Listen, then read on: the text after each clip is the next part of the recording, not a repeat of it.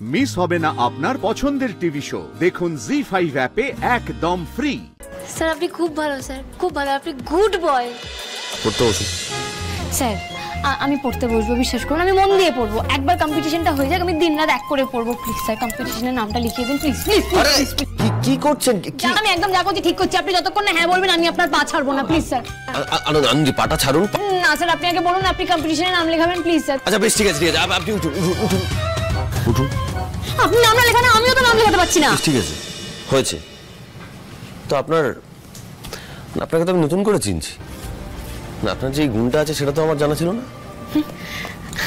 কি গুণ? আপনি এতটা লোভী, ওই হাটটার প্রতি আপনার এত লোভ আনন্দী। থামো, আমার এই হারের প্রতি কোনো লোভও নেই, কোনো ইন্টারেস্টও নেই। আমি তোমার সঙ্গে কোনো কম্পিটিশনে নাম দেবো না। শোনো না, বলছিলাম যে সেরা জুটি বাছাই করা হবে। দেখো আমরা তো সত্যিকারের সুখী কাপল না, মানে দাদা বৌদির মতো আমাদের সম্পর্কে তো ওরকম ঘুণ ধরা নেই, তাই না বলো? তোমার কি মাথা খারাপ হয়ে গেছে? মানে হারের লোভে একেবারে অন্ধ হয়ে গেছো? বেশ, তোমার এই কথাই যদি হয় তাহলে কিন্তু আমি বাড়ি ছেড়ে চলে যাব। তুমি বুঝতে পারছো না কেন? দেখো আমি লোভে পড়ে এই সব কথাগুলো বলছি না, আমার কেন জানি না মনে হচ্ছে ওই হাটটার সঙ্গে আমার নিশ্চয়ই কোনো যোগাযোগ রয়েছে। মানে নতুন করে আবার কোনো ফন্দি ফাঁদছো মাথায় নাকি? হ্যাঁ ফন্দি কেন হবে? ফন্দি না, আরে মা দুর্গা আমাকে স্বপ্নে বলেছেন। দেখো তুমি যদি এই কম্পিটিশনটার নাম দাও, আর কিছু না, তুমি ভেবে নাও না এটাই ঠাকুরের ইচ্ছে। মা দুর্গা স্বপ্নে এসেছিলেন, মানে দেখা দিয়েছেন? আচ্ছা ওই দরজা দিয়ে এসেছিলেন? হ্যাঁ আচ্ছা একটা কথা বলো, ওই শেষবার যখন ওই সাতনড়ি হাটটা খোয়া গেছিল বা যাই হয়ে থাকুক, তো সেই নিয়ে কিছু বলেননি?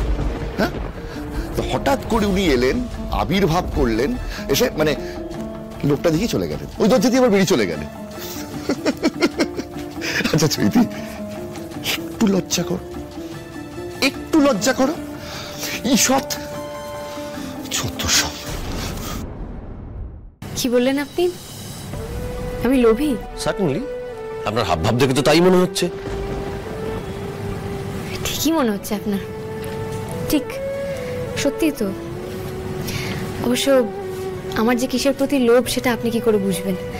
আপনার জীবনে তো কোনো মহিলা ছিল না, তাই না? হার গয়না দুল সোনাদানা এসবের প্রতি সত্যি মেয়েদের খুব লোভ।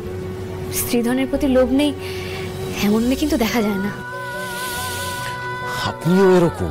হ্যাঁ আমি এরকমই স্যার, আমি এরকমই। আপনি স্ত্রীধন মানে বোঝেন? সংসারে সবার হাসি মুখ, সুখ শান্তি, এমন একটা সংসার যেখানে সবাই একে অপরের সাথে সেফ ফিল করবে। এরকম একটা সংসার তো যে কোনো মেয়ের চাওয়া স্যার, আমিও তার ব্যতিক্রম নই। সোনার হার নয় জানেন তো, একটা সোনার মতন ঝলমলে সংসারের আমার বড্ড লোভ, বড্ড ইচ্ছা আমার যে এই পরিবারের সবাইকে না ভালোবাসার সুতো দিয়ে একটা মালায় গেঁথে রাখবো, যাতে যেখানে সবাই একে অপরের সাথে ভালো থাকবে। আর তাছাড়া আমি তো আপনাকে আর ঠাম্মিকে কথা দিয়েছি বলুন যে আমি ভাঙা সম্পর্ক জোড়া লাগাবো আর মা বাবার সম্পর্ক ঠিক করব। আর এই পরীক্ষাটা ডাক্তারি পরীক্ষা থেকে কি কিছু কম বড় পরীক্ষা বলুন?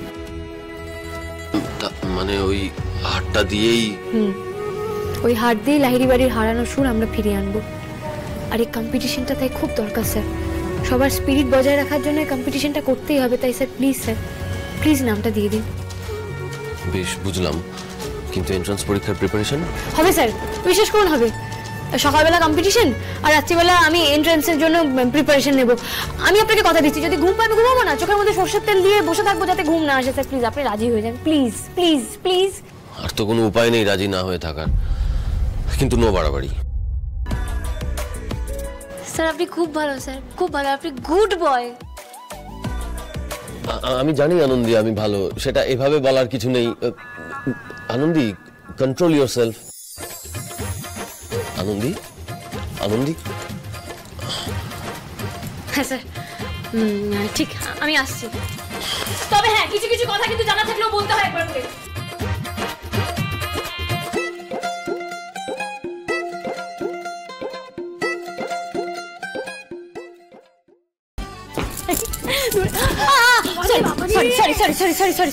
কোথায় যাচ্ছিস এমন করে লাপাতে লাপাতে?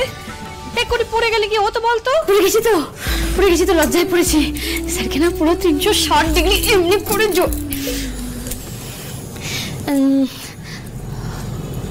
কি ব্যাপার বলো তো?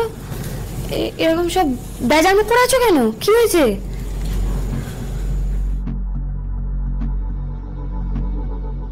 চাপ বাবা।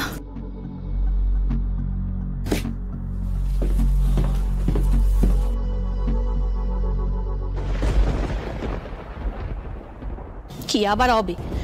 ওই নন্দিনী, ওর এত বড় সাহস যে আমার নামটা প্রতিযোগিতা দিয়ে দিল। ইস, মা কি ভাবলো বল দেখি? আমি একটা লোভী মানুষ, তাই আর পাওয়ার জন্য প্রতিযোগিতায় নেমেছি কোমর বেঁধে। ছি ছি ছি ছি।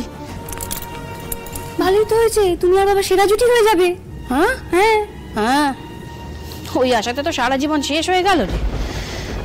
যাক যাক, আমি গিয়ে নামটাকে মনে কাটিয়ে আসি। ওমা, বলছি কি আমিও তোমার সাথে যাবো গো। অর্ণব তো আমাকে জিজ্ঞেস না করে নামটা দিয়ে দিয়েছে। ও যতই নাম দিয়ে দিক বাপু, আমি কিন্তু পারবো না। একটা হারের জন্য আমি তোমাদের সাথে লড়াই করব? কখনো না। আমি হয়েছে, এই তো দেখছি বাড়িতে একেবারে লাইন পড়ে গেছে। হ্যাঁ, প্রতিযোগিতা থেকে নাম কাটানো। বলছি তোমরা যদি নাম কাটিয়ে দাও তাহলে প্রতিযোগিতার কি হবে? কি করে হবে শুনি? শুনতে হবে না আনন্দী, তার জন্য নিশ্চয়ই আমি তোমাদের সাথে লড়াই করতে পারবো না। একদমই না। ওমা চলো চলো চলো চলো চলো। ঠিক বলেছো দিদিভাই, একদম ঠিক বলেছো। না নন্দীপ, তখন অনিন্দর ওপরে রাগ করে আমি বলে ফেলেছিলাম অপূর্ব বাবুর সাথে খেলবো, কিন্তু আমার দ্বারা হবে না, আমি পারবো না। আমি এসবে নেই। তুমিও না? না নন্দীপ, নিজের মানুষটার কাছে হেরে বসে আছি, গলায় মণিহার সাজিয়ে কি লাভ বলো তো? যা ধোকা খেয়েছি সেটাই এখনো গলায় মালা হয়ে ঝুলছে। ওই রাজার হার আর আমার চাই না গো। বলছি কি, চলো তো সকলে একসঙ্গে গিয়ে মায়ের কাছে নামটা বরং কাটাই গে। এই চলো না, একদম না, কেউ কোথাও যাবে না। না, কোথাও যাবে না। বলছি তোমরা কি গো? হ্যাঁ, তোমরা শুধু প্রতিযোগিতাটাকেই দেখলে? হ্যাঁ গো, নিজের মনের মানুষটাকে পাশে নিয়ে কাঁধে কাঁধ মিলিয়ে কিছুক্ষণ একই লক্ষ্যের দিকে এগিয়ে যাবে, সেটাকেও একবারও ভাবলে না? মানে তোমরা না সত্যি শুধু আশপাশের কথাই ভাবো। আরে বাবা, নিজেদের কথা একটু ভাবো। আর কি মনে হয় তোমাদের যে ঠাম্মি এতটাই বোকা যে মানুষটা তার সংসারের মধ্যে আর কি যুদ্ধ লাগিয়ে দেবে একে অপরের সাথে? আরে বাবা, ঠাম্মির গেম প্ল্যানটা বোঝো। এই খেলার অছিলায় দুটো মন এক হবে, সম্পর্ক মেরামতির কাজ হবে গো। জি5 ডাউনলোড করুন আর সব এপিসোড দেখুন একদম ফ্রি।